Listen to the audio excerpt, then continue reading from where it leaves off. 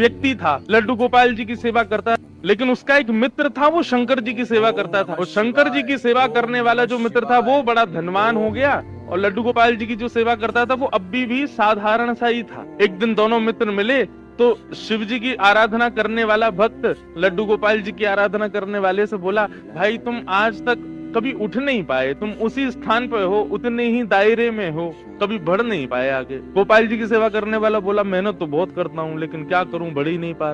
शिव आराधक ने कहा, एक काम करो, तुम अपने आराध्य बदल दो। ये तुम गोपाल जी की आराधना करते हो ना, इनकी जगह तुम शिव जी की आराधना शुरू कर दो, देखना कैसे जीवन में बदलाव आएगा। अब उस व्यक्ति ने यही किया कि गोपाल जी को ले जाकर के तो अलमारी में रख दिया। दूसरे दिन एक शंकर जी ले आया और शंकर जी का बढ़िया रुद्राभिषेक करके, त्रिपुंड लगा करके, बढ़िया ज्योत नैवेद्य आदि सब अर्पित करके, अगरबत्ती जला करके ओम नमः शिवाय का जाप करने लगा। और अब गोपाल जी की सेवा करता था, वो गोपाल जी अंदर बैठा दिए एक अलमारी में, उनकी सेवा बंद, ओम नमः शिवाय का जाप करने लगा।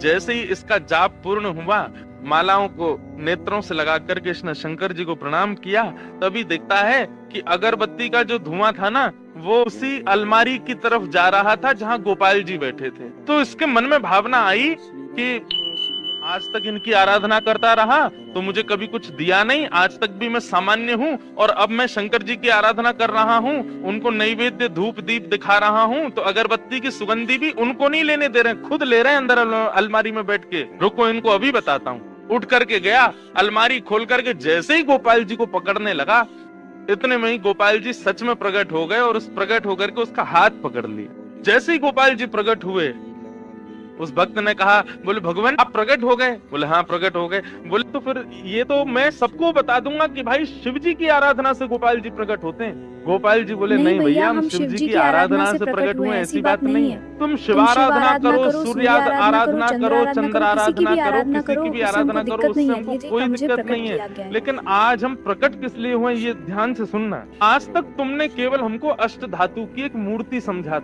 तुम्हारे मन में कभी ये भावना नहीं आती थी कि इनकी आंखें भी हैं, इनकी नाक भी है, इनकी जीभ भी है, इनके कान भी हैं, इनकी त्वचा भी है, इनके हाथ पैर भी हैं। परंतु आज जब वो अगरबत्ती का धुआं सहज ही मेरी तरफ आ गया, तो तुम्हारे मन में ये भावना आई कि अगरबत्ती की सुगंधी मैं ले रहा हूँ, मतलब मैं जड़ नहीं हूँ, मैं चैतन्य हूँ। वास्तव में शिव आराधना ने मुझे प्रकट नहीं किया, तुम्हारे हृदय में जो चैतन्यता का भाव मेरे प्रति आया है उसने मुझे प्रकट किया है।